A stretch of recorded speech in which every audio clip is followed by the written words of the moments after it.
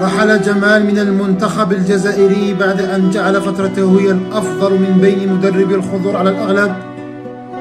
رحل وفتح المجال لمن تربصوا به سنوات، لأنه حد من صلاحيات مزعومة كانوا يمتلكونها بدون وجه حق، فجعلوه في فوهة النار ووضعوه بين أعينهم وشكلوا عليه ضغطا رهيبا ونجحوا بالأخير.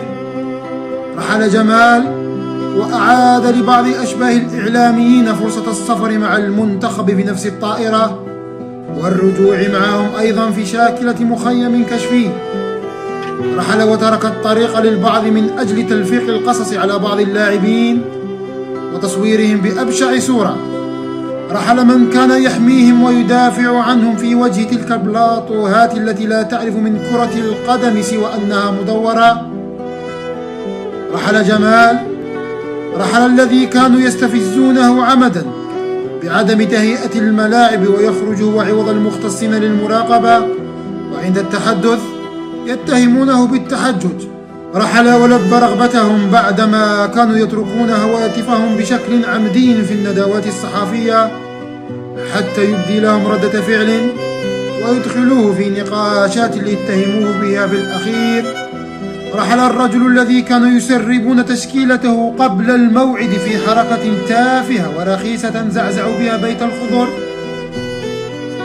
رحل المدرب الذي أقاموا حفلة شواء في ملعب مهيئ حديث حتى يخرجوه من جلده ويجعلوه مادة إعلامية دسمة بحال انتقد واشتكى.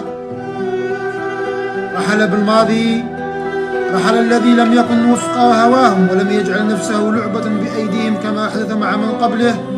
بالماضي مدرب يذهب هو ويأتي من يخلفه، وهذه سنة الحياة.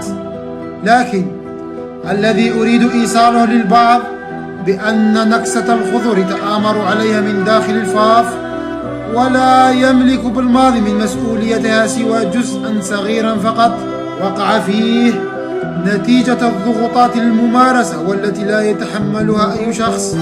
لذلك فنحن لا ندافع عن بالماضي لأنه بالماضي بالأساس، ولا نقدس الأسماء ولا نقدس أحد، لكننا نعطي حق الرجال عندما نرى بأنها ذهبت ضحية بوسط الخلاط.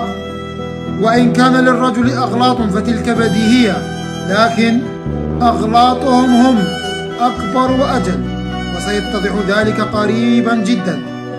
بالماضي رجل فاز بالكان ونال أحسن مدرب بإفريقيا والرابع على العالم بسنة ما، انهزم في 6 مباريات في 6 سنوات، وهذا رقم خرافي بالنسبة لمدرب شاب قام بمهنته بروح وطنية غير عابث وقدم ما استطاع إليه وسط بيئة عافنة ونتنة ستتعب أي مدرب يأتي من بعده، بل إن من سبقه يعتبرون مثالا في ذلك.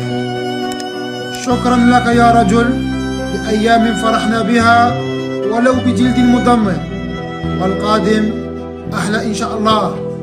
صحيح بالماضي قد رحل، لكن هذه النجمة ستبقى للأبد، فرحمك الله يا كرمالي وحفظك الله يا جمال بالماضي، وأطال الله في عمرك وبارك لك في أيامك. تحيا الجزائر، السلام عليكم.